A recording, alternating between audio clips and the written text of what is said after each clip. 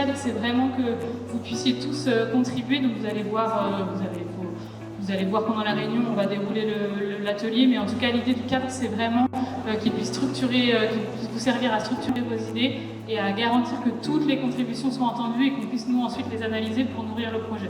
Ce pourquoi on vous mobilise aussi aujourd'hui, c'est que sur ces deux scénarios, on a une vraie question que nous, on n'a vraiment pas tranché du côté technique, mais ni avec les élus, ni avec les autres aménageurs. Et nous, on en parle à chaque fois, lequel tu préfères. On n'a pas encore trouvé. On a deux scénarios, A et B, avec une vraie différence, c'est le positionnement de la centralité de ce quartier-là.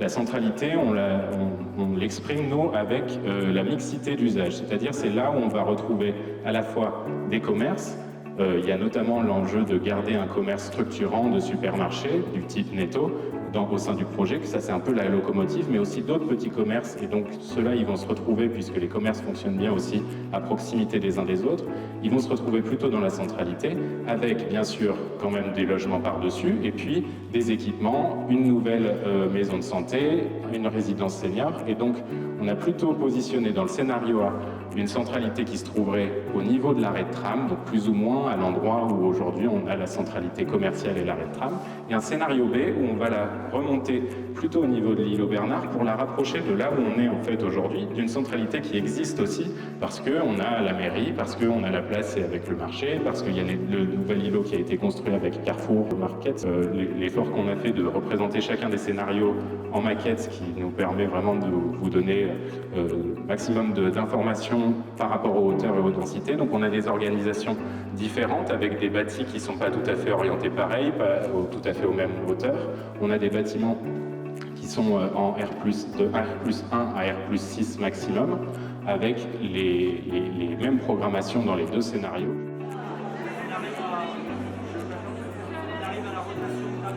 Parce que c'est une soirée qui est quand même pas si simple que ça à organiser. Et on ne peut le faire que si les gens viennent dans un esprit constructif, avec la volonté d'être utile et de travailler sur des projets sans forcément s'opposer sur le principe. Et finalement, ce soir, c'est un exercice de démocratie qui est assez intéressant parce qu'on a fait le pari de laisser les tables libres pour que vous puissiez échanger avec tous les éléments et on aura des retours qui, je pense, seront très intéressants. J'ai commencé en disant que ce projet était une chance. Il peut susciter des doutes, il peut susciter des oppositions, mais je voudrais vous dire que notre plus grande chance, c'est de pouvoir réfléchir à un aménagement global. Si demain nous devions arrêter de penser globalement, on libérerait l'urbanisme sur les différentes parcelles et chaque propriétaire serait fondé à réfléchir et à construire sur sa parcelle sans penser à ce qui se passe à côté.